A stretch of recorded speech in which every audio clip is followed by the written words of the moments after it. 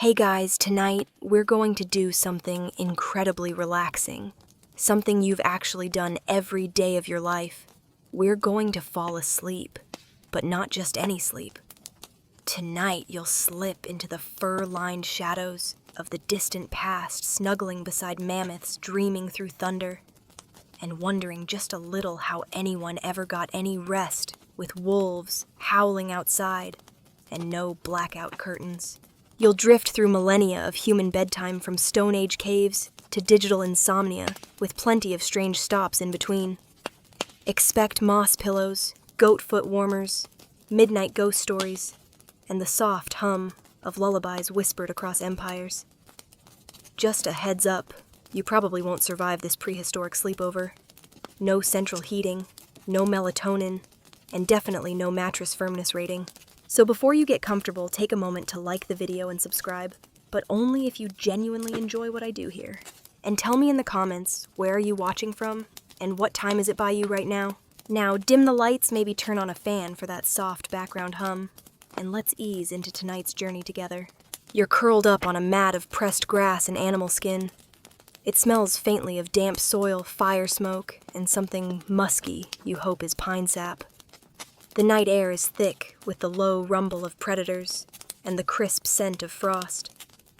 You blink at the flicker of flames licking up the back wall of a cave, shadows dancing like lazy spirits. It's 30,000 years ago, give or take a nap. You're deep in the Paleolithic, and there's no bedtime routine, no pillow mist, no gentle jazz playlist. Just survival and the strange comfort of being tucked inside a space that echoes with ancient breaths. The others are already asleep. One of them snores like a dying elk. Another clutches a half-burnt stick like it's a teddy bear. You wrap your fur cloak tighter and try not to think about the saber-toothed cat tracks you saw earlier. Despite the danger, the night has a rhythm. A chorus of chirps, grunts, and the occasional cracking branch. Somewhere out there, wolves are singing lullabies in their own gory way. Mainstream fact. You're not alone in this cave because communal sleeping was the rule, not the exception. Archaeologists have found sites where entire family groups nestled together, sometimes with dogs, sometimes with unfinished spears, always hoping to wake up. And yes, people actually slept better when they weren't alone. Body heat mattered, but so did the security of numbers. A single dreamer is a predator's dream meal. A pile of snoring humans less appealing. Quirky tidbit. Some researchers believe Stone Age folks may have used firelight not just for warmth, but to mimic the cycles of daylight. That flickering light pattern helped reset melatonin levels. So yes, cavemen were basically inventing circadian therapy thousands of years before Instagram wellness coaches. You shift positions on the hard ground. Every angle digs into your spine, and yet there's a peace here. Sleep isn't scheduled. It's opportunistic. You doze in waves, an hour here, a nap there. Someone always stays awake to poke the fire and growl at raccoons. You know, classic night nanny duties. Open scholarly debate. Well, historians still argue whether Stone Age people slept all night like we do, or in segmented shifts. Some propose a first sleep and second sleep model where people naturally woke up in the middle of the night to chat, snack, or philosophize about the stars. Sounds a lot like doom scrolling, just with fewer cat videos and more actual cats.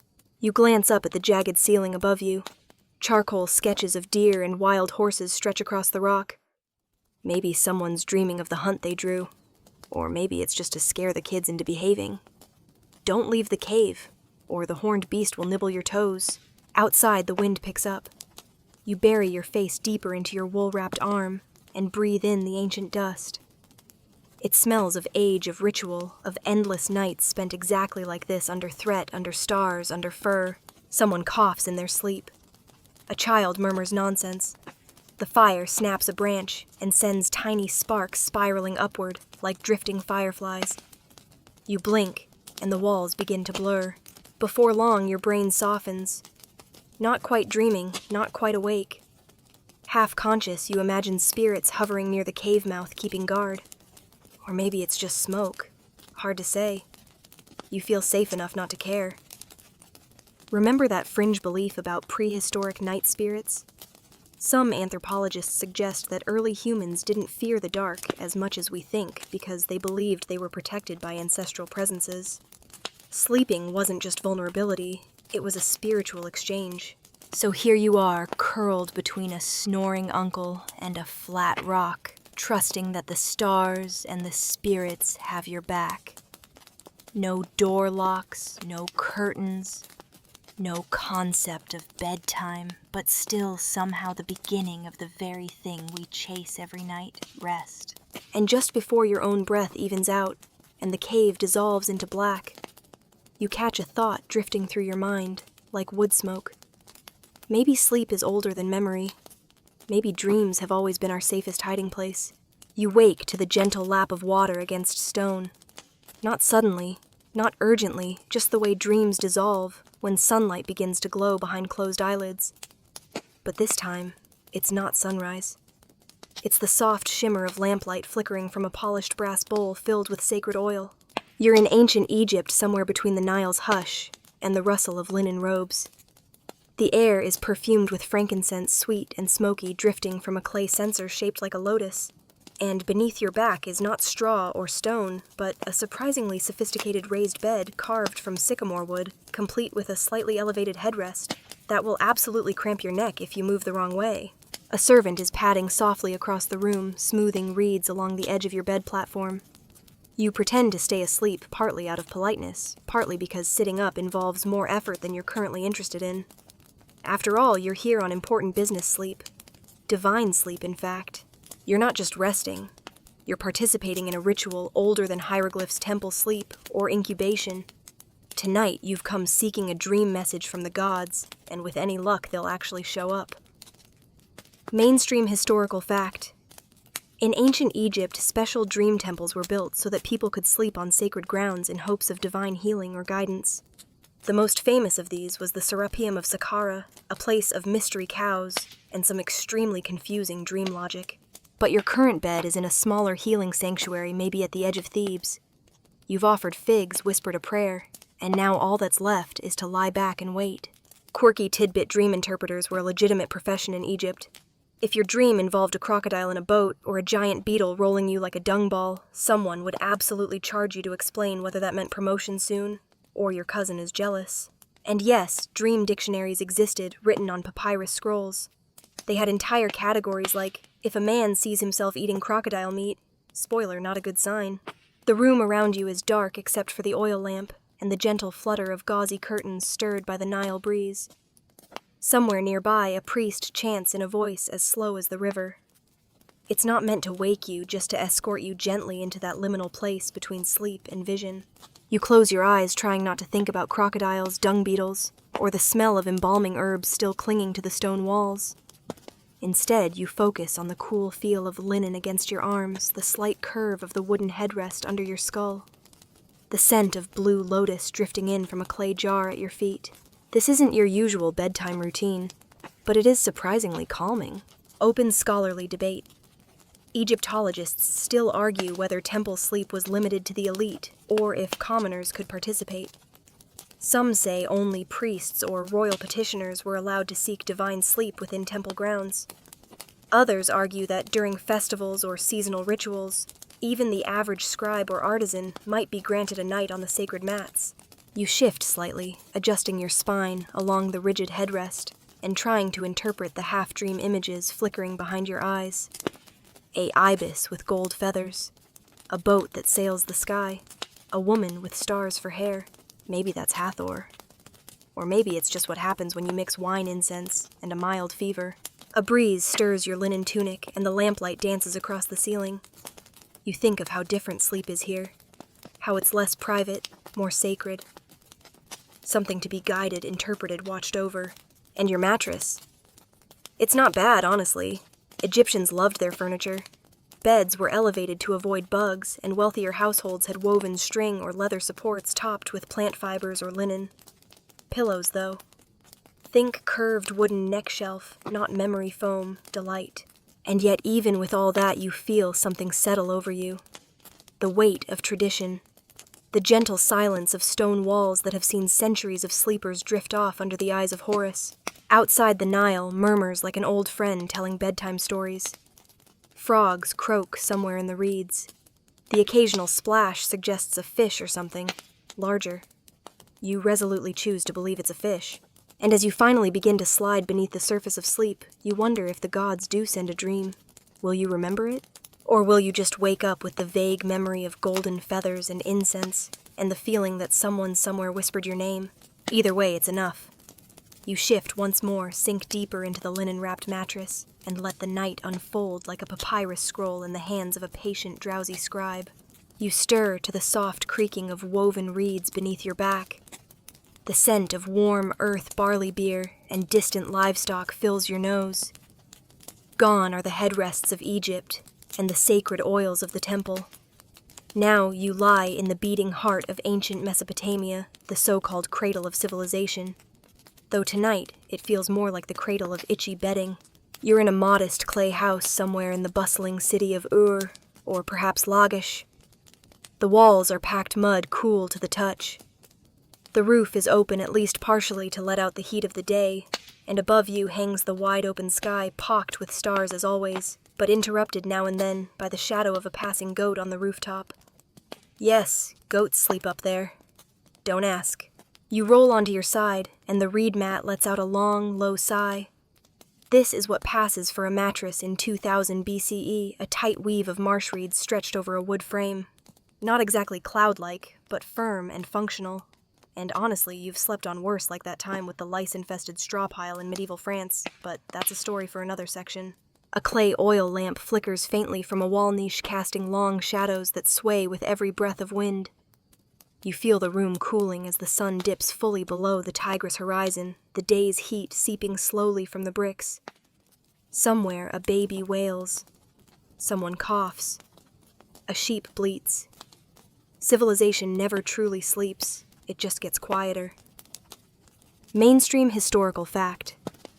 The people of Mesopotamia are known for many things. Writing irrigation code-making, but less often for their sleep culture. Yet, the Epic of Gilgamesh mentions dreams as messages from gods, and cuneiform tablets detail bedtime prayers and nighttime omens. They took sleep seriously, just not quietly. Quirky tidbit. It wasn't uncommon for Mesopotamians to keep tablets by the bed, not for journaling, but for recording significant dreams, or messages from the gods. Imagine trying to scratch a divine vision into wet clay before your morning beer. Dreamt of flying fish, possibly omen of grain shortage, or just hungry. You wrap a light wool covering around your shoulders. Nights here are drier than Egyptian ones, less scented, but filled with the rustle of palms and the hum of crickets. Your bed is against the far wall of the house's central room, shared with family members, servants, and maybe a chicken or two. Privacy is a 21st century myth. Above your head hangs a pouch of protective amulets etched with symbols for warding off Lamashtu, a demonic spirit believed to snatch babies and cause nightmares. Yes, even sleep came with security protocols. Open scholarly debate. Some researchers believe sleep in Mesopotamia may have followed a pattern of segmented rest. 2 sleep cycles broken by a waking period around midnight.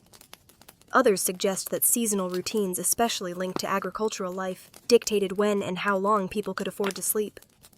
In summer, rooftop sleeping was common.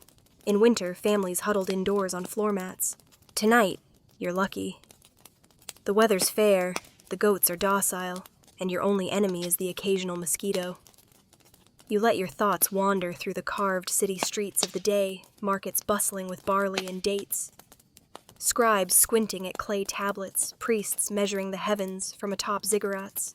You think of how even they, the mighty stargazers and rule-makers, ended their days exactly like this, lying flat, grumbling about back pain, and hoping no dreams involved divine scoldings or prophetic flood. Outside, you hear the splash of a jug being filled. Maybe someone's washing before bed ritual cleansing was common, especially among temple staff and priests. Or maybe it's just someone finally dumping out the day's leftover beer. Either way, you appreciate the stillness that follows. The stars above blink steadily, and you wonder if the gods really read dreams like mail. Did Inanna flip through your subconscious like a gossip column? Did Enki chuckle when you dreamt you were late to barley class with no tunic on? You smile the way people do just before slipping into sleep, not from joy, necessarily, but from a vague, tired amusement at the absurdity of being human, of needing rest even in the midst of empire building and flood dodging. The wind kicks up slightly. A palm frond taps the wall like a lazy drumbeat. Someone across the courtyard yawns loudly theatrically, and you know it's time. You shift onto your back and gaze at the sky one last time. The stars haven't moved, but they feel closer now. You wonder if they watched the first humans sleep, if they whispered lullabies in the language of twinkling light, if thousands of years from now someone else will lie here and feel this same drowsy awe. Probably not. The mat will rot, the house will crumble, and the goats will move on. But for now, you are a soft breath among ancient walls, a sleeper in the very first cities. And that, strangely enough, is enough. The light changes again. You don't wake this time, not abruptly, not fully, but your surroundings do. Stone walls give way to white marble, warm reeds become cool tile, and the rough sounds of livestock are replaced by the gentle murmur of fountains. Somewhere nearby, a lyre plucks out a melody so slow, so soothing, it might actually be designed to make you drowsy on purpose. You are in ancient Greece, and sleep is no longer a matter of survival. It's a philosophical undertaking, a divine gift, a delicate art. And tonight you'll practice it with every ounce of lazy nobility you can muster. Your bed isn't really a bed, not in the modern sense. It's a klein, a kind of reclining couch, propped up on short legs dressed in woven linen, and just sturdy enough to make you wonder if it's meant more for sleeping or for casual debates about the meaning of dreams. Honestly, probably both. A small oil lamp flickers beside you. Olive oil, of course. You're in a modest household, not Spartan modest, mind you, but not Athenian luxury either. Somewhere comfortably in the middle. The kind of home where a philosopher's son might sleep after quoting Homer too dramatically at dinner. Your head rests on a pillow stuffed with goose feathers and olive leaves. Surprisingly comfy. Maybe the leaves are meant to keep dreams sweet, or maybe it's just tradition. Mainstream historical fact. The Greeks saw dreams as a bridge between the mortal world and the divine. The god Hypnos ruled sleep, while his brother Thanatos represented death, identical twins, because of course, sleep and death were considered siblings. And if you wanted something a little more medically therapeutic, ask Asclepius, the god of healing sleep. His sanctuaries called Asclepia functioned like sleep clinics. Pilgrims would fast pray and then sleep in hopes of being visited in a dream with a cure. If that sounds suspiciously like copays and insurance deductibles, you're not wrong, except back then the fee was usually a goat. Quirky tidbit. Some Greeks believed that dreaming of cheese meant impending wealth. Others thought sneezing in your sleep was a sign of divine approval. No word on what dreams of accidentally going to school naked meant probably just too much undiluted wine. You shift slightly and gaze at the stars through a tiny window. The sea breeze carries the scent of thyme and citrus, and in the distance the echo of laughter rises from a symposium still going strong. You wonder if Socrates is out there half sloshed on diluted wine, asking some poor dinner guest if sleep is merely the soul practicing for death. You pull your cloak tighter and shut your eyes. Open scholarly debate. There's ongoing debate about how Greeks actually slept. Some argue they followed a segmented sleep schedule, much like their Mesopotamian predecessors. Others believe their nighttime was more fluid, centered around seasonal rhythms and lunar patterns. Some aristocrats likely stayed up well past midnight, reclining through elaborate feasts before drifting into sleep in shared rooms or open-air courtyards. Your bed is positioned near a painted wall, faded terracotta, showing a chariot race or perhaps a sea god riding dolphins.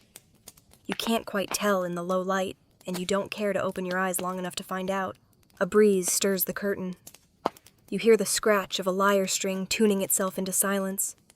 Then stillness. Blessed, slow stillness. You imagine Hypnos tiptoeing and trailing poppies in his wake, a soft hand on your forehead. Maybe he says something cryptic like, "Don't trust the guy with 3 goats and no tunic."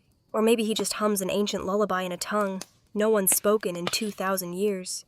Either way, you drift. Your dreams, when they come, are slow and golden. You're floating on olive oil. You're walking through a field of sheep, each one asking you a riddle. You're at a banquet where the food never runs out. And every time you close your eyes, someone gently claps and says, "Yes, yes," exactly like that. You start to forget where you are, whether this is sleep or ritual, whether you're home or just deep inside the folds of some philosopher's idea of perfect rest. Outside, a rooster gives a confused half crow. It's not quite dawn, not quite anything. Just that perfect in-between hour where dreams stretch long and full of meaning. You'll forget the second you wake. Your body draped in linen, your face warmed by a lamp's final flicker, your breath slowing into ancient rhythm. You're sleeping exactly as the Greeks hoped you would. Deeply, quietly, beautifully unaware of how philosophical you've become. You shift beneath something heavier, now wool perhaps. Coarser than the linens of Greece, scratchier, but surprisingly warm. The floor under you is smoother, the air thicker, filled with a scent that suggests wet stone, old wine, and maybe the faintest echo of sewage. Welcome to ancient Rome, where sleep has its own peculiar charm, and a lot more background noise. You're in a small insula apartment somewhere in the sprawl of Rome. Not the glamorous kind with marble fountains and atriums, more like a third-floor walk-up above a noisy tavern and a fishmonger with ambition. Think walk-in closet, but with roommates' rats and religious shrines in the corners. Your mattress is a basic straw-stuffed tick slightly flattened in the middle, smelling faintly of olive oil and thyme. You roll over to avoid a lumpy spot, and instead find yourself face-to-face with a tiny clay lamp burning weakly in the gloom. It's nearly out, which is perfect, because so are you. Mainstream historical fact. Romans typically divided the night into watches, prima secunda, tertia quarta, and many didn't sleep all the way through.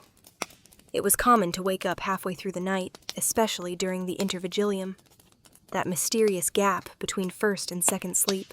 During that interval, you might reflect, pray, read, visit the bathroom, or even chat with a neighbor over a midnight snack. Yes, they were literally the first ones to invent 3 a.m. pasta and philosophy hour. Quirky tidbit, wealthy woo, Romans believed sleeping with amulets could protect against bad dreams. Some even wore little gold phallus charms on a string around their neck to keep the lemur's malevolent ghosts away. It's a vibe. You shift again as a shout echoes from the street below. Probably a drunk senator or someone's donkey just refusing to go home. You close your eyes and try to focus on the comforting sounds, the slosh of water in amphorae, a lull in the late-night traffic, the occasional bark from a mangy Roman street dog. Above your bed hangs a painted plaster wall, flaking but still vibrant. It shows a pastoral scene, some shepherds, a few goats, a goddess reclining with impossibly perfect curls. You wonder what it would be like to sleep out there in the countryside, far from this smoky, clanging mess of the city. But you're here, tucked into your cot, wrapped in a toga, you reused as a blanket, trying to ignore the drip, drip, drip from the leaky aqueduct pipe outside your window. Open scholarly debate. Historians continue to debate how often Roman sleep was interrupted by noise. Some sources suggest insulae, especially upper floors, were chaotic, poorly built, prone to collapse, and noisy as a forum at lunch. Others argue that Roman citizens used to public baths, crowded streets, and open forums simply adapted to the ever-present hum of the empire. You yawn, stretch, and brush something crumbly from the edge of your straw mattress. Bread crust. Brick dust. You decide not to investigate. Nearby, your roommate shifts in his own bedroll. He's snoring loudly, and with conviction like a gladiator who fought in a nap-based coliseum. You don't mind. It's strangely reassuring, like a lullaby with sinus issues. In the courtyard below, a woman is singing softly something about the goddess Luna and the sweetness of a night breeze. Her voice is cracked, but steady, and you imagine she's sung it every evening for the last 40 years. You sigh. You're not a senator, not a soldier, not even a priest, but tonight you're sleeping like a true Roman on a saggy mat in a cramped room, soot on your feet, and a prayer murmured to protect your dreams. And somewhere under the stars above the forum, an emperor sleeps too, maybe on silk, maybe in silence. But not so different from you, really just another Roman, wrapped in fabric and hoping for a dream without omens, a night without fire, and a morning with decent bread. You close your eyes again. The oil lamp sputters once, twice, then dies. You wake not with a start, but with a soft realization that everything around you has changed. The air hums with stillness, but not silence. It's alive with the whisper of paper screens, the gentle creak of bamboo, the faint rustle of a silk sleeve brushing the floor. This is not the Mediterranean. You're in ancient China, somewhere in the heart of a scholar's home, and even your dreams feel more orderly. You lie on a woven bamboo mat. No mattress, no bed frame. Just a tightly rolled reed mat placed over polished wood. Stiff, yes, but cool against your back, and strangely comforting. The room smells like sandalwood ink and camphor, with a hint of jasmine drifting in from the courtyard. You breathe deeply and nearly sneeze. You don't, though, because sneezing at night might startle the resident household gods. Probably. Light filters through latticed windows framed with thin silk. The moon is a paper coin floating above the garden pond. You don't move. Why would you? Everything here is arranged for balanced feng shui at work. Even the draft seems thoughtfully curated. Mainstream historical fact. In Imperial China, sleep was considered a critical part of maintaining balance between yin and yang. Too much sleep was seen as decadent, too little as disruptive to internal harmony. Physicians advised sleeping during the yin hours, roughly from 11 p.m. to 5 a.m., to preserve life force or qi. Miss that window, and you might as well skip your morning ginseng tea. You shift slightly, trying not to disturb the precision of your sleeping arrangement. Your head rests on a ceramic pillow. Yes, ceramic painted with blue cranes. It's curved to fit the neck, but feels like something you'd use to prop open a door. Comfort here is more philosophical than physical. Quirky tidbit ceramic pillows were believed to help keep the head cool and preserve one's vital energy.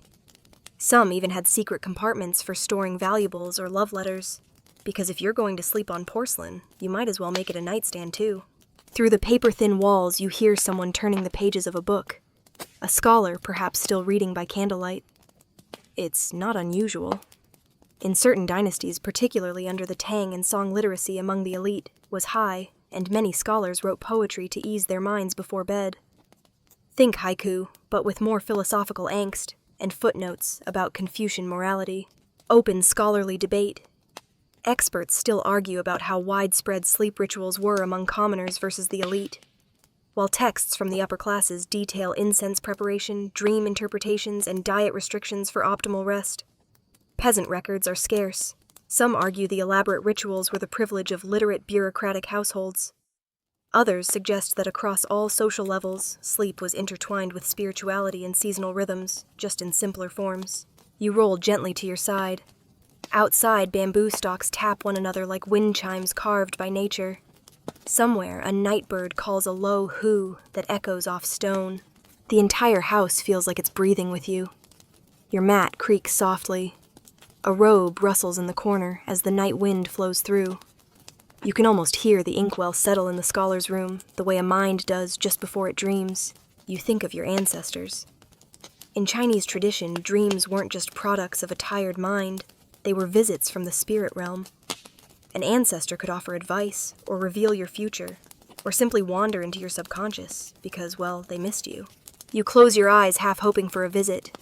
Maybe your great-great-grandmother will pop in and remind you to eat more lotus root. Sleep, when it comes, is gentle, like water slipping through your fingers, like tea cooling in a porcelain cup.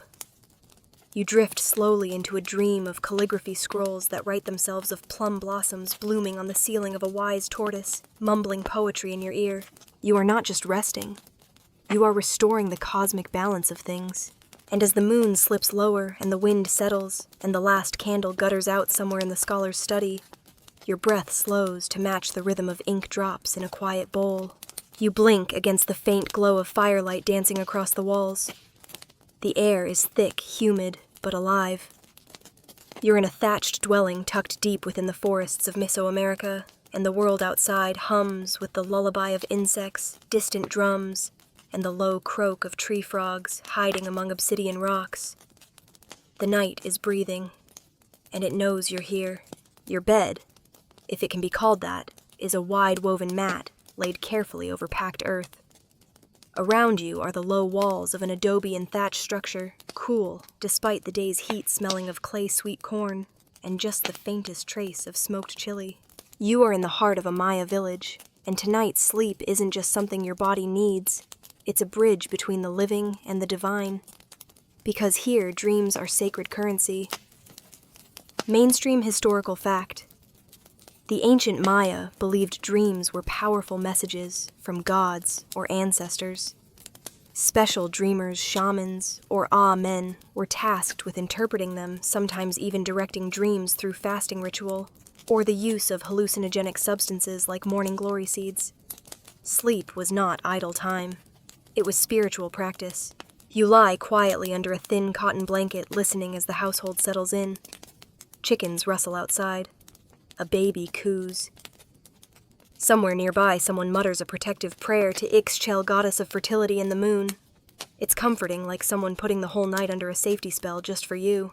The ceiling above you is low, lined with palm fronds, woven so tightly, you almost can't believe the rain stays out.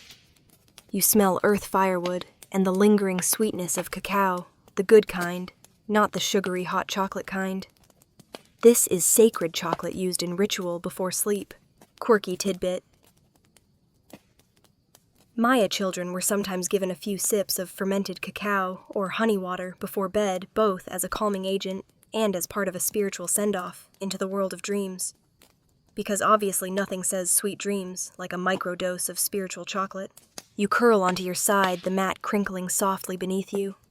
A little lumpy, yes, but far more tolerable than, say, a Roman straw tick or a Greek ceramic pillow. The elders in your home have scattered obsidian pebbles near the threshold. Small, shiny stones said to ward off evil spirits that roam after dark. You're told not to look at them directly before bed. Something about confusing the soul. Open scholarly debate. Archaeologists still debate how widespread dream rituals were among non-elite Maya families. While temple murals and codices depict elite priest-kings communing with gods in sleep. It's unclear whether common villagers had similar nightly expectations, or if their dreams were simply woven into a shared belief system rather than formal rituals. You exhale slowly, counting the slow rhythm of drums from somewhere deeper in the forest. A ceremonial gathering, perhaps. The night is full of sound, but somehow none of it is jarring. It's like the world is keeping time with your breath. You think of the stars outside. The Maya tracked them obsessively. Entire cities were designed to align with constellations and celestial events. Somewhere out there, a stargazer sits in a stone observatory mapping Venus's rise while chewing cacao bark and fighting off sleep. And yet here you are, horizontal warm, swaddled in cotton, and the faint scent of maize and river wind. You drift easily now, lulled by the layered textures of night, the fire's low crackle, the breathy flap of a bat's wings overhead, the occasional splash of a frog belly flopping into a puddle. Your dream begins before you know it. You're walking through a stone courtyard bathed in moonlight. The pyramid ahead glows faintly, impossibly. A jaguar nods at you like it's waiting. You're barefoot. The ground is warm. Someone whispers your name in a language you almost understand. Maybe it's the gods. Maybe it's memory. Maybe it's just the cacao talking. Either way, you feel light. Wrapped not just in cotton, but in ritual. Carried into the night like smoke from sacred incense. And as the drums fade, and the insects rise in song, and the jungle leans in to cradle you, you sink. Not just asleep. Held. The bells wake you. Not gently, not slowly, but with the cold, metallic certainty of obligation. You stir on a narrow straw mattress, your knees aching, your back already stiff, and not from age, but from penance. Outside in the pitch-dark cloisters of a medieval monastery, the matins bell tolls through the winter air. It's somewhere between 2 and 3 a.m., and your day is already beginning. Sleep here is not a right. It's borrowed time. You sit up, drawing your woolen robe tighter around your shoulders. The stone floor is freezing. Your breath curls in front of you like incense without the sweetness. Across the dormitory, the other monks rise in silence, some still blinking away dreams of heaven, or maybe dinner. Mainstream historical fact. In medieval monasteries, monks followed the rule of Saint Benedict, which structured their entire lives, including sleep. They were expected to rise multiple times per night to chant the canonical hours, breaking rest into short, holy intervals. Matins, the first long prayer session of the night, was often held before dawn in total darkness, sometimes for hours. Your bed is plain a straw-stuffed sack laid over rough wood, no pillow, no decoration. Just enough to stop your bones from grinding. In some stricter orders, even mattresses were forbidden because why get too cozy when you're trying to mortify the flesh? You shuffle toward the chapel candles flickering in the corridors, your feet wrapped in thick wool, but still chilled to the bone. Outside, the wind howls like something being exorcised. Quirky tidbit monks weren't supposed to sleep with their arms above the covers temptation, you see. And beds were often arranged in long rows with no partitions, so everyone could be observed. Not that you were doing anything suspicious under a 10-pound wool blanket in 20-degree weather. You reach the chapel and kneel on the cold stone. The chanting begins slow, low, and rhythmic. You mumble the Latin psalms, half asleep, eyes closed, letting the sound wrap around you like another blanket. In a way, it's soothing, like a lullaby sung backward. After matins, you shuffle back to bed for a brief second sleep. The dormitory is quieter now. Some monks whisper prayers. Others pass out the moment their heads hit the straw. Open scholarly debate. Scholars continue to argue whether this segmented sleep, first rest, midnight prayers, then second rest was universal or mostly limited to monastic and religious life. Some say it reflected natural circadian rhythms, especially in pre-industrial Europe, where artificial light was scarce. Others believe it was a deliberately imposed religious structure meant to keep souls humble and bodies slightly miserable. You curl back onto your narrow bed, pulling your robe tighter. Your feet, still cold from chapel stone, twitch under the covers like rebellious mice. Despite everything, the bells, the chants, the cold, your body begins to give in. You breathe slowly, rhythmically, in time with the fading echo of psalms. The chapel is dark now. The monks sleep again, curled like commas in the sentence of their holy lives. You dream, maybe, or maybe not. Monastic sleep wasn't about pleasure, it was about function.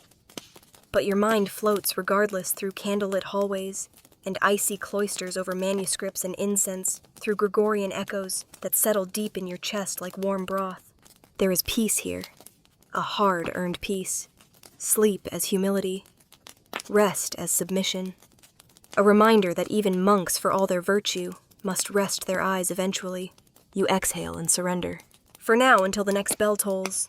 The smell hits you first, earthy, smoky, unmistakably barnyard.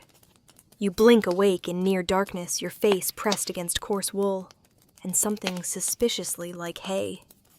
You're not in a monastery anymore. No, this is a medieval peasant cottage, and sleep here comes with a side of livestock. You roll over on your straw-stuffed mattress, or rather the communal bedroll you share with 3 other family members, 2 children and a pig, named something dignified like Wolfstan. He grunts in his sleep. You grunt back.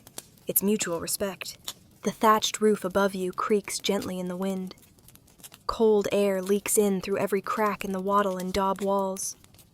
Somewhere nearby, rain taps on a wooden bucket and drips with stubborn rhythm.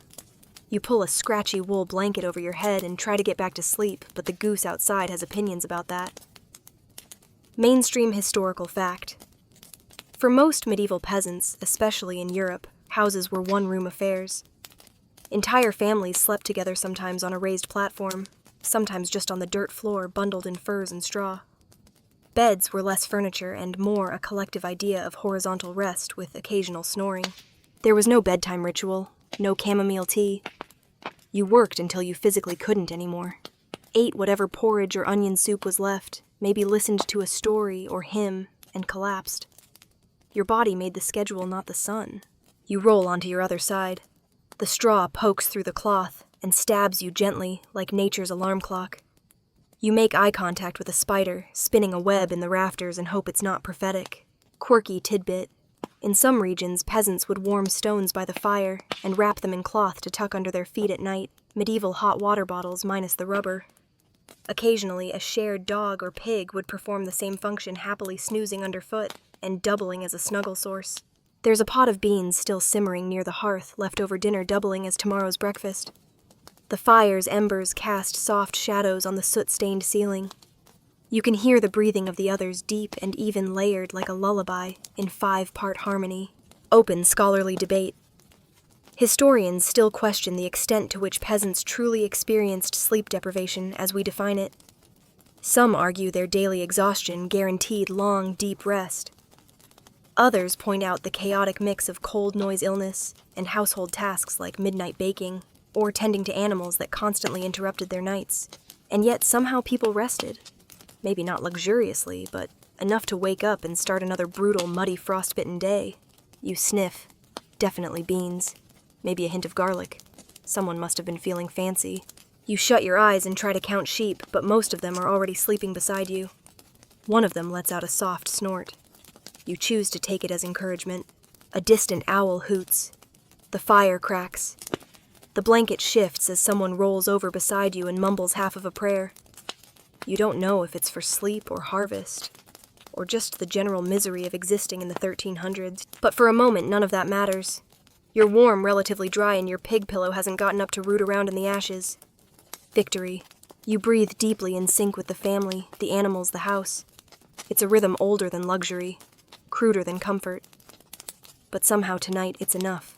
You jolt awake just a little at the faint metallic shing of something sliding free from its scabbard. You're not in danger. At least you hope not. It's just the nightly habit of the man beside you checking his sword one last time before sleep. Because tonight, you're in feudal Japan, curled up in a small wooden house on the edge of a snow-dusted village, or perhaps within the walls of a daimyo's estate, and the samurai sharing your sleeping quarters believes in staying prepared, even in dreams. The room is sparse. Tatami mats stretch neatly beneath you, straw smooth and faintly grassy. The air is cold, biting through the paper walls. A candle flickers inside a ceramic lantern, casting long shadows that twitch like sword dancers. You breathe in deeply and catch hints of pine smoke, old leather, and a whisper of green tea from earlier. You adjust the thick futon laid across you, a heavy cotton blanket quilted with care. It's warmer than you expected. Comforting, even if you ignore the sheathed katana within arm's reach of at least 3 other people here. Mainstream historical fact. In Edo period Japan, it was common for samurai and even commoners to sleep on futons folded out at night, stored during the day.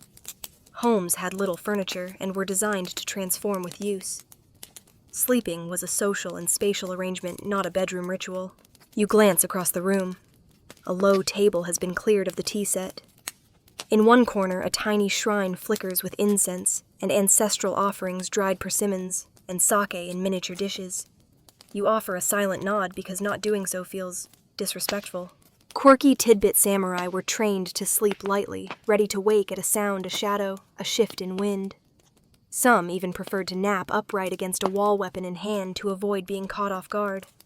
You, however, are choosing to lie fully horizontal and defenseless. Bold move. The walls are thin. You can hear the bamboo wind chimes rattling just outside the window. Beyond them, the garden murmurs softly under moonlight. A koi splashes a breeze, passes over snow-dusted pebbles. A distant deer calls from the forest. You close your eyes, but your ears stay alert, trained by the ambient tension of a world where honor might knock at your door at midnight, or crawl through the roof tiles. Open scholarly debate. There's still some disagreement about how heavily armed samurai truly slept. Some sources suggest they removed armor entirely, opting for kimono-like robes and relaxed sleep, especially during peaceful times. Others insist a cautious warrior never fully disarmed. The truth may lie somewhere in between cultural ideal versus real-world fatigue. You turn onto your side, the futon rustling softly beneath you. Someone across the room is already snoring very gently, like a flute played by a tired monk. You find it comforting. The structure of this house, the order of its tatami layout, the unspoken hierarchy. Even in sleeping positions, it all feels steady, unchangeable. Outside, the wind picks up slightly. Somewhere, a shoji panel creaks. You imagine a fox spirit watching you sleep, just curious, probably judging your blanket folding skills. You smile to yourself and exhale, letting the breath fog briefly in the cold air before it disappears. This sleep isn't indulgent, it's earned. Precise. You're tucked into a system that values discipline even in unconsciousness. The candle guttered out minutes ago, but the room still glows faintly from snowlight filtering through rice paper screens. You relax. You'll be ready, you tell yourself, if anything happens. But nothing will. Not tonight. Just the steady whisper of pine trees. The quiet breath of fellow sleepers. The faint promise that for one peaceful night, honor and duty can wait until morning. You exhale slowly into a haze of incense and silk, your limbs sinking into the thickest mattress. Yet a sea of layered cushions, goose down, and tasseled opulence that smells faintly of rosewater and cardamom. You're not in a warrior's hut anymore. Tonight you sleep like royalty. You're in an Ottoman boudoir, somewhere deep inside a palace complex, tucked behind carved cedar doors and velvet drapes. The ceiling arches above you, painted with golden calligraphy and floral motifs. A lattice window filters the moonlight through stained glass, casting soft blue and green shadows across the walls. You lie beneath a quilt so heavy it feels ceremonial. It might be. You've lost track of what's decorative and what's functional in here, and you're too warm and drowsy to care. The silence is complete, except for the soothing trickle of a fountain in the marble courtyard outside. Even the air moves softly, guided by architecture designed to keep things cool, quiet, and dream-worthy. You have nothing to do tonight except sleep, and possibly dream of tulips and poetry. Mainstream historical fact. In the height of the Ottoman Empire, wealthy elites, especially those within the palace, slept in Odalik's private chambers designed for serenity and seclusion. Thick carpets, cushioned benches, and embroidered bedding created a cocoon of comfort. The Ottomans viewed sleep not just as rest, but as refinement. You shift slightly and catch the whisper of silk, your robe, your pillow. Maybe the breeze moving the embroidered curtain near your head. Your room is filled with textures, velvet brocade, soft fur rugs, smooth tile. It's like sleeping in a textile museum curated by someone obsessed with luxury naps. Quirky tidbit. The Ottomans developed sleep slippers, soft padded indoor shoes you wore only in the bedroom. No outside dust was allowed near the bedding, and some nobles even used fragrance sachets, lavender, rose petals, cloves, tucked inside pillows to help induce pleasant dreams. Sleep, scented. You catch a hint of musk from your pillow now, probably some blend of ambergris and cinnamon. You make a mental note to sleep closer to this pillow again tomorrow. Somewhere, a servant glides silently past your door, her footsteps muffled by thick carpets. She might be adjusting the coals in the brazier, or maybe she's delivering tea for someone's late-night poetry reading. No one's in a rush here. Open scholarly debate. Historians still discuss how much sleep varied between classes in the empire, while palace records and elite poetry offer glowing descriptions of luxurious nighttime routines. Little is known about how sleep looked for commoners in crowded Istanbul apartments or Anatolian villages. Was sleep a luxury or simply a necessity? Did the opulence of the elite trickle down, or was it confined to minarets and marble? Outside your boudoir, the world is quiet. No street vendors, no donkeys, no distant barking. Just the faint clink of a teacup in another room and the wind moving through flowering trees. You adjust your position slightly. The mattress hugs your frame with such precise softness, you wonder if it's been personally adjusted to match your shoulder width. It probably has. You're not entirely sure you haven't been adopted by a sultan. A breeze stirs the gauzy curtains. Somewhere beyond your window, a reed flute plays a song so slow and melancholy, it feels like a lullaby written for the moon itself. You close your eyes and let it pull you further under. You dream of tiled domes of mosaic floors warmed by sunlight, of carpets that fly, or maybe just wrap you up like a baby lamb. You don't remember when sleep takes you, only that it feels like being lowered into a velvet-lined jar and sealed gently for safekeeping. You shift beneath a heavy fur blanket and immediately regret it. Someone just elbowed you, possibly on purpose, possibly with a sword hilt. There's a snort, human or animal, hard to say, and a blast of breath that smells unmistakably of dried fish and mead. You are in a Viking longhouse, and you are very much not alone. It's deep night in the Norse winter. Outside, the wind howls across the fjord snowflakes, pattering softly against the sod-covered roof. Inside, however, it's warm, stiflingly so even. Between the fire pit burning low in the center of the hall, the close-packed bodies of your fellow villagers, and at least 3 goats who've refused to sleep outside, you're practically roasting. You lift your arm and immediately catch the sour whiff of someone's unwashed tunic. You lower your arm. That's just the Viking way. Mainstream historical fact. Viking longhouses served as communal homes where entire families, and often their animals, slept together. There were no separate bedrooms. Benches lined the walls and doubled as beds. The fire pit burned all night, and bedding ranged from thick furs to straw-stuffed sacks. Privacy was a fantasy. Warmth was everything. You've claimed a spot on a bench near the back wall wrapped in pelts, and sharing a pillow made of tightly bundled linen and wool. At your feet lies a dog with one eye and an undying loyalty to flatulence. Across from you, someone is muttering in their sleep about axes and herring. You admire the commitment. Quirky tidbit. Some Viking warriors swore they could communicate with their ancestors through dreams. Others believed that dreams could predict raids' weather, or even whether a baby would be born with good fighting instincts. And yes, there were people who specialized in interpreting dreams, especially among the Valir, the Norse seeresses. You try to shift quietly, but the bench creaks. A nearby toddler grumbles and resumes sucking noisily on a piece of cloth. Somewhere in the dark, someone sings just a few low lines of an old saga, the words half mumbled, but unmistakably soothing. It's in these moments that Viking sleep feels more human than mythic. No horned helmets, no epic swordplay. Just tired people snoring in shifts trying to rest in the belly of winter. Open scholarly debate. There's some disagreement among scholars about exactly how Vikings structured their nights. Some suggest that segmented sleep broken by watch shifts, chores, or rituals was common in Northern Europe due to long winters and irregular light cycles. Others argue that in deep winter, Norse families may have hibernated in long, uninterrupted stretches of sleep, broken only by hunger or livestock drama. The longhouse is dark now, lit only by embers. Shadows flicker across the rafters. You hear someone toss another log into the fire, then settle back down with a groan. Probably the same person who elbowed you. You pull your fur tighter. You're not uncomfortable. Just aware. Aware of every sound, the crackling wood, the snores, the low moan of wind against wood.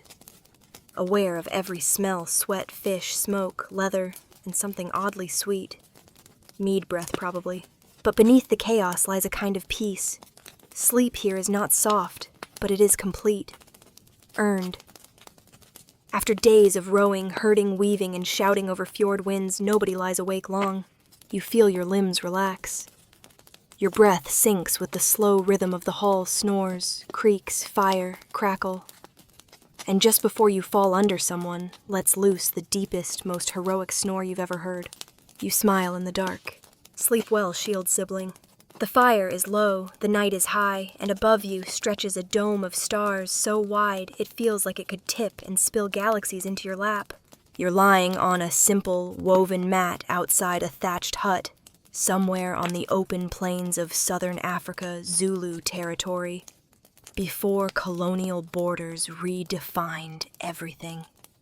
Tonight, you are beneath the sky, not a roof, and sleep comes cradled by ancestral rhythm, not walls. The ground beneath your mat is warm from the day's sun. You shift slightly the dirt, soft and forgiving. You're wrapped in a blanket made from animal hide, still smelling faintly of smoke, and ash protections from both cold and wandering spirits. Someone nearby hums a lullaby that you don't quite recognize, but your bones seem to remember anyway. Mainstream historical fact. Among many Bantu-speaking peoples, including the Zulu, sleep was often a communal and outdoor-adjacent experience. Warm nights meant rest happened around fires beneath awnings or just under the stars. Dreams weren't idle stories, they were communications from ancestors, an active connection to the spirit world. You hear the fire shift with a pop. A pot somewhere is cooling its lid, rattling now and then as heat escapes. You smell wood smoke, scorched maize, and the faint sweetness of rooibos tea leaves bundled in cloth nearby. It's the kind of scent that reaches past your nose and deep into the part of your brain reserved for comfort and memory. Quirky tidbit. In some communities, dream sharing was a morning ritual. People gathered at dawn to describe what they'd seen during the night, and elders would interpret these visions, especially if they included animals, storms, or dancing ancestors. A dream about a white cow, for instance, might mean rain is coming, or marriage, or both, if you're lucky. You're not entirely sure what your own dream will contain yet, but you hope it involves fewer goats than the Viking one. The fire crackles again. Someone adds a log. Sparks drift upward like fireflies, with places to be. You turn your head slightly and see an elder seated by the flames, gently nodding off with a beaded blanket wrapped around her shoulders. Her hair is silver, her fingers still. She won't sleep all night. Elders often take turns keeping watch, murmuring soft invocations to ancestors asking for protection and peace. You're safe in her gaze. Open scholarly debate. There's a fascinating conversation among anthropologists about the degree to which dream interpretation functioned as both spiritual and political guidance in Zulu communities.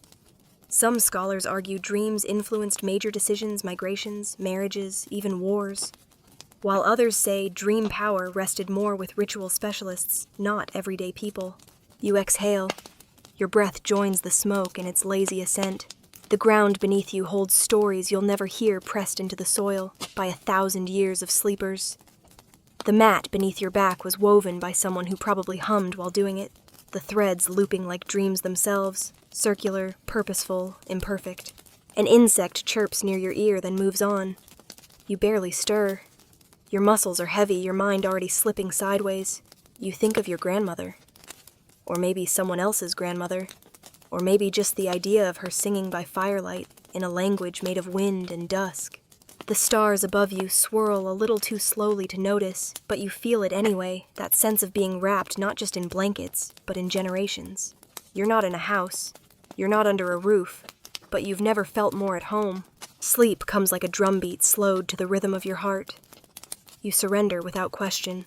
You awaken to the gentle scratching of a quill on parchment. The air is thick with candle smoke ink and the bitter smell of boiled herbs. You're indoors again, but the cold clings to your nose and fingers. You're in a cramped second-floor room in Renaissance Europe, Florence, perhaps, or somewhere colder and less poetic like Strasbourg. The fire in the hearth is little more than a pile of glowing orange coals. Your bed is modest, if not downright penitential. A wooden frame with ropes strung in a lattice, supporting a thin tick mattress stuffed with straw, and possibly the ghost of someone else's previous back pain. You roll over trying to find the least pokey corner of the mattress. The straw crunches. Dust floats. Somewhere nearby, a mouse sneezes. Mainstream historical fact. Renaissance scholars and physicians became increasingly obsessed with sleep, especially dreams, insomnia, and the bodily humors that governed rest. Treatises debated the perfect sleep posture, nighttime diets, and even which direction your head should face to avoid demonic influence. Spoiler, the North was bad. The man writing nearby is probably a student, or an apothecary's apprentice. Either way, he's keeping terrible hours scribbling away by candlelight, muttering about phlegm and yellow bile like it's the Renaissance version of a to-do list. You pull your thin blanket higher. It smells faintly of lavender, which was often tucked between the sheets, to mask the more human smells of the era. Quirky tidbit. One popular Renaissance remedy for sleeplessness involved stuffing your pillow with rosemary hops and warmed goose fat. Another suggested cutting a raw onion in half and rubbing it on your chest. And if that failed, there was always reciting the Book of Psalms backwards. By the time you reached Amen, you'd either be asleep or possessed. A gust of wind whistles through the shuttered window. You flinch as the candle sputters, sending wax droplets into the already cluttered desk space. The writer sighs dramatically and dips his quill again. Open scholarly debate. Historians continue to puzzle over the growing obsession with insomnia during this era. Was it an actual increase in restlessness, or just the consequence of increased literacy record-keeping and medical theory? Some argue that new artificial lighting extended waking hours, disrupting natural sleep patterns. Others say it was simply fashionable to complain about not sleeping, an early version of "I'm so tired, but I'm being productive." You finally find a less scratchy position. The bed groans like an old man with knee trouble, but you're too tired to care. You tuck your feet into the edge of the blanket and try to ignore the fact that you can hear every word of your neighbor's prayer through the wall. She's on Psalm 14. Only 136 more to go. You close your eyes and focus on the little details. The faint scent of beeswax candles, the tickle of cold air against your cheeks, the slow rhythm of the writer's breathing behind you. You imagine you're in a grander house with tapestries and feather beds and hot wine waiting beside the hearth. But no, you're here in your rented room above the apothecary's shop, trying not to inhale too deeply, lest the dried leeches on the shelf fall into your dreams. Still, you drift. You float through half-sleep, the kind that folds reality into nonsense, bells ringing inside soup bowls. Birds speaking Latin. Your mattress becoming a boat on a sea of paper. You smile into the straw. This isn't luxury, but it's yours. And eventually the scratching stops. The candle dies, and even the mouse stops sneezing. The silence wraps around you like a second blanket. And finally you sleep. You stir to the soft gurgle of water, not rain, not a leaking roof, but the deliberate trickle of a marble fountain. The air is thick with the scent of blooming citrus and damp moss. You're outdoors again, but only just. You lie nestled within a lush-walled courtyard, under the stars, surrounded by trimmed hedges and vines that curl like poetry across stone. Welcome to Mughal India, where the night isn't dark so much as deeply perfumed, and even dreams seem landscaped. Your bed is a low wooden frame artfully carved and draped in embroidered cotton. The mattress is dense, cool to the touch, and layered with hand-woven textiles soft as whispers. Above you stretches an open canopy veiled in gauze, gently stirring in the evening breeze. Fireflies blink lazily nearby, like they've also eaten too much spiced rice and need to lie down. Mainstream historical fact. The Mughals, especially the nobles and royalty, embraced elaborate sleep rituals. In warm weather, they often slept outdoors in charbagh four-part gardens following Persian ideals of paradise. These symmetrical gardens were meant to reflect spiritual harmony, and sleeping in them was considered both restful and sacred. You're sprawled beneath a cluster of fragrant night-blooming jasmine. Somewhere nearby, someone sings a lullaby in Hindustani, the words too soft to catch, but sweet enough to settle your heartbeat. A servant pads past on quiet feet, refilling the fountain basin with water drawn from a chilled clay jar. Quirky tidbit nobles in Mughal courts sometimes placed rose-scented ice in bowls around their sleeping areas to cool the air and scent the room. During the hottest months, courtiers would even sleep on rooftops where wet linens were hung around the bed to catch the breeze and mimic early air conditioning. You breathe in slowly. The air smells like sandalwood grass and distant mango. You're not uncomfortable. Quite the opposite. Everything around you is a lesson in slowness, how to savor stillness, how to taste quiet. A soft light glows from a lantern in the corner. Firelight dances across the shallow pool beside your bed. You hear frogs chirping near the lilies, their croaks sinking with the drip of water from a scalloped spout carved to look like an elephant's trunk. Open scholarly debate. While royal records and paintings suggest Mughals slept amid opulence, some scholars argue this may have been more symbolic than literal. The gardens may have represented spiritual ideals more than nightly habits. Others contend that these dreamy garden slumbers were common among elite families during festivals' hot seasons or Ramadan evenings. You roll gently to one side, feeling the silk sheet slide across your skin. Overhead stars shimmer faintly behind a veil of mist. A peacock calls from somewhere outside the garden walls, far enough to sound like a memory, near enough to remind you of the wild, just beyond civilization's edge. You wonder what Akbar dreamt about, or his poets, or the architect who designed this very pool. Did they sleep with their minds full of geometry, or rose petals, or both? You let yourself drift. The night is wide, and you are held in it like a drop of dew on jasmine. Your dream arrives quietly, a tiger curled in a grove of lotus, a river that sings, a stairway that climbs into the moonlight. And as the fountain murmurs on, and the stars lean closer, and the marble breathes coolness into the folds of your blanket, you go under. Not just asleep in sleep, part of it. You wake with a gasp, but not from fear, from compression. Your ribs are being gently squeezed by 8 layers of fabric and whalebone. Ah, you remember now. You're in Victorian England, and yes, you forgot to loosen your corset before bed. Again. A candle flickers somewhere near your nightstand. The room is heavy with rosewater starch and coal smoke. You're in a narrow bed boxed in by curtains that were last washed during the Crimean War. The blanket is tight, the sheets crisp, and the pillow feels like it's judging you. There's a lace-trimmed sleep bonnet still attached to your scalp with pins. You don't dare move.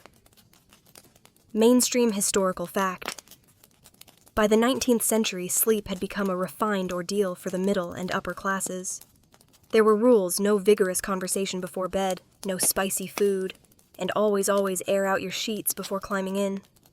Beds came with layered coverings, stiff bolsters, and sometimes even bed curtains to block drafts, and presumably one's own shame at existing. You try to shift your legs, but the tightly tucked blankets say no. You're a swaddled adult in a time that believed that sleep wasn't just health, it was morality. Early to bed, early to rise, unless you were prone to nervous episodes, or worse, insomnia. Quirky tidbit. Victorian sleep hygiene was real. Women were advised to drink warm milk with nutmeg or take laudanum if truly desperate. There were books titled things like How to Retire Gracefully Without Tempting the Devil Through Nightmares. Also, a legitimate treatment for insomnia involved being wrapped in wet bedsheets until one gave up and fell asleep from sheer despair. Outside your thick curtains, the household is quiet. The maids are asleep. The coal fire is down to its last ember. But you're wide awake now, corset and all, staring into the darkness like a tightly laced ghost. Open scholarly debate. Historians debate just how widespread Victorian sleep disorders really were. Was insomnia more prevalent due to the Industrial Revolution, increased artificial lighting, and rigid social expectations? Or did people simply write more about it because literacy had spread and journaling was fashionable? Some claim Victorians had less actual rest, but more bedtime performance. Writing about sleep, reading about sleep, but not doing much sleeping. You shift again. The feather-stuffed mattress sighs dramatically beneath you. Your neck itches from lace. You wonder what possessed someone to sew buttons into a nightgown collar. Probably spite. A clock ticks in the hallway. Talk, talk, talk. It feels louder than thunder. You try counting backward from 100, imagining sheep, imagining being a sheep, anything to escape the tyranny of layered bedding and societal pressure. Eventually, the chill begins to win. The lace stops itching. The corset, though relentless, becomes background pressure. You start to slip. Not fully into sleep, but into that Victorian half-sleep, where you're not entirely unconscious, just disassociating politely. You dream eventually of gas lamps flickering, of fog rolling down cobbled streets, of someone reading Wuthering Heights aloud, in a parlor, until you drift into the carpet. Your bonnet slips sideways. You don't fix it. A coal pops in the fireplace. Somewhere, someone dreams of train schedules and properly folded handkerchiefs. You're dreaming of lying perfectly still in a room without wallpaper, and it's beautiful. You sway. Not because you're unsteady, but because the whole world around you is moving in slow, rhythmic arcs. You're wrapped in a woven net of fabric, strung between 2 wooden posts under the open air. A warm wind brushes your face, carrying the deep green scent of rain-drenched trees and the high chirp of night insects. You're in the Amazon basin, swinging gently in a hammock that's been slung with expert precision by hands far more practiced than yours. Above you, the sky is dark but not black. Clouds move like ships through moonlight drifting across the jungle canopy. Your only roof tonight is leaves and stars. Your only walls are tree trunks, vines, and the slow procession of curious frogs. Mainstream historical fact. For many indigenous peoples of the Amazon, such as the Tupi Yanomami and Tucano hammocks, have been the standard sleep solution for centuries. Invented in the tropics, they offer perfect airflow, keep sleepers above snakes, ants, and damp ground, and can be rolled up and carried with ease. They are beds, chairs, and shelters in one. You stretch slightly, feeling the hammock wrap around you like a cradle. It creaks just a little. A good sound. A sleepy sound. The fire nearby is low, its smoke keeping most insects away. You hear a few distant voices, soft, conversational. Night talk. Someone shifts in another hammock a few meters away, swaying with you like you're all part of the same gentle tide. Quirky tidbit. Some cultures in the region believe that the direction your hammock faces affects your dreams. East-west aligns you with the sunrise, promoting clarity and vision. North-south invites ancestral dreams, often vivid, sometimes disorienting. No one seems to recommend hanging diagonally, but you're halfway there anyway. You watch as a moth the size of your hand flaps by, unconcerned with your existence. Somewhere above, howler monkeys grumble from their treetop lofts. You exhale slowly and let the hammock swing just a little more. Your body isn't used to this. It misses pillows and mattresses and walls, but your spine is surprisingly grateful. The netting distributes your weight evenly, easing tension from your shoulders down to your ankles. You feel suspended, between sky and soil, between waking and dreaming. Open scholarly debate. Anthropologists continue to study the origins of hammock sleeping. Was it always used for overnight sleep, or was it reserved for midday rest and ceremonial purposes? Some argue it emerged purely from environmental necessity. Others believe it has spiritual roots tied to motion, wind, and the balance between earth and air. You don't really care right now. You're floating. You let your hand trail out over the edge. The air is thick, wet, and warm. A mosquito hums by and immediately thinks better of it, bless the smoky fire and your slightly funky herbal oil. You pull a cloth up over your shoulders, tucking it beneath your chin. Not because you're cold, but because it feels nice. You rock slightly, imagining the river not far away, snaking its way through the jungle, carrying fish and stories downstream. In your dream, already forming at the edge of your thoughts, you're a bird made of woven leaves. You sleep in the branches of a tree, so tall its top pierces the clouds. The wind tells you secrets. The frogs sing you lullabies in 3-part harmony. The hammock sways again, a lullaby in motion, and you disappear into it. You sit upright in the dark, not because you want to, but because it's time. Your body knows the rhythm. This is the hour between sleeps, the quiet pause in the middle of night. You're in a modest wooden home somewhere in 17th-century England, or perhaps New England, and this odd little moment, the midnight wakefulness, is not only expected, but kind of productive. You draw your shawl tighter. The hearth has died down to warm ash. Beside you, a candle flickers stubbornly. You dip a quill in ink and resume copying the day's Bible verse into your journal. Because why not? It's 2 a.m, and your second sleep won't start for another hour. Mainstream historical fact. For centuries, people practiced what's now called segmented sleep, 2 distinct sleep periods, separated by an hour or 2 of gentle wakefulness. In the 16th to 18th centuries, this first sleep and second sleep pattern was common throughout Europe and colonial America. In between, people prayed, read, wrote, even visited neighbors. Yes, midnight social calls were a thing. You stifle a yawn. The house creaks around you. Everyone else is asleep again. The chickens aren't stirring yet. The neighbors won't light their lamps for another hour. But for now, this is your little window of peace. You sip a mug of warmed milk with nutmeg. The kitchen smells of dried apples, soot, and faintly of soap. A mouse skitters behind the grain barrel, pauses and retreats. You salute it quietly with your mug. Quirky tidbit. In some communities, people believed dreams between the first and second sleep were especially potent, prophetic even. If you woke up remembering a face or an image, it could mean a message from the divine, or a warning. Others just used the time to knit. You stretch, crack your knuckles, and look out the small window toward the moonlit field. There's no electricity, no blue glow of screens, just silver light, and a sky full of slow-moving stars. Open scholarly debate, historians have uncovered countless references to segmented sleep in diaries, medical texts, and literature. Yet there's ongoing debate about how universal the pattern was. Did it exist everywhere, or mainly in agrarian early modern societies? And why did it disappear? Was it the gas lamp, the factory schedule, or just the encroachment of modern hustle culture? You blow on your journal page to dry the ink, then set the book aside. You're not tired exactly, but you're not awake either. Somewhere between the two. A lovely, foggy space where time feels optional. You lower yourself gently back onto the bed. The wool blanket has retained some warmth. The pillow is lumpy but familiar. You lie still, eyes open, watching the shadows on the rafters. There's a clock ticking somewhere. A real one, not metaphorical. You like its rhythm. Tick, pause, talk. Like it's in no rush to declare the hour. Eventually your eyes grow heavier. Your thoughts turn less practical. The next firewood delivery. That odd dream about the horse in the cabbage patch. Whether angels wear shoes. Your second sleep begins like a curtain dropping. Quietly, effortlessly. And if you dream now, really dream, it's of walking down a lantern-lit lane at night, passing neighbors in cloaks, nodding silently.